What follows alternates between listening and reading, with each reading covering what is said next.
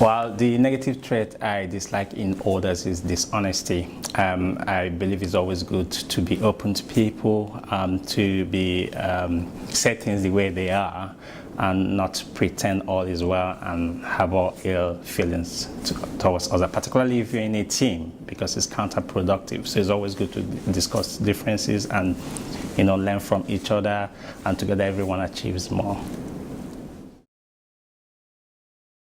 Well, there are 3 magic words that open doors and calm storms, and those are please, sorry, and thank you. I tend to overuse thank you, and that's because it's always good to appreciate people. When you thank people for what they have done, you encourage them to do more. So it's always good to have an attitude of gratitude. Wow. I'm quite an adept reader, and I read very widely. But the book that has changed my life is the Bible. It's probably not the answer some people would expect, but I'm being honest. The Bible has the answer to life's questions, really. It's a source of courage, it's a source of comfort to those who lost loved ones, it's a source of hope, it's a source of peace, and the list goes on. And I would definitely recommend it to everyone, particularly at this difficult time.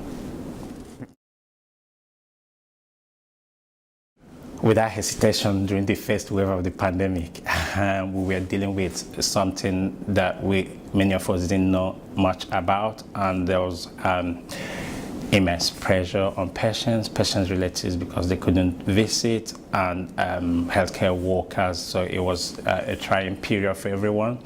But the good thing about it is the lessons we learned then are helping us to cope better now, and I believe we're going to come out of this stronger and better than before. Life has taught me to be humble and to treat others the way I would like to be treated, irrespective of their status. Well, I would like to be remembered as a kind person, cheerful, helpful, someone that's always there for people, caring, and happy, basically. Mm-hmm. Well, I'll say Champs-Élysées Avenue in Paris. We had our honeymoon there, and we just couldn't get enough of the place. The iconic monuments, the majestic street, the festivity that's always there in the air, and the shops is just an amazing place. And in my opinion, it's one of the most beautiful places in the world. Mm. Well, I'm happy when I treat my patients and they get well. Okay, there's so much job satisfaction that comes from that. And I'm unhappy when I lose a patient. Oh, without hesitation, Dinosaur. They've always fascinated me.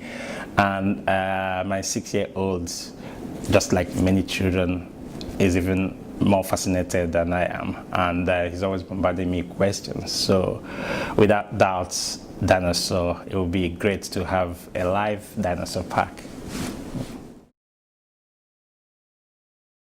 Well, that's a bit of an emotional question for me, because I lost my mom to ill health at a very tender age of 44, and actually I was heartbroken, and that informed my decision to study medicine, because I wanted to be able to help people who are going through health challenges and be in a position to be able to save lives. And having actualized that dream is the greatest achievement, I would say.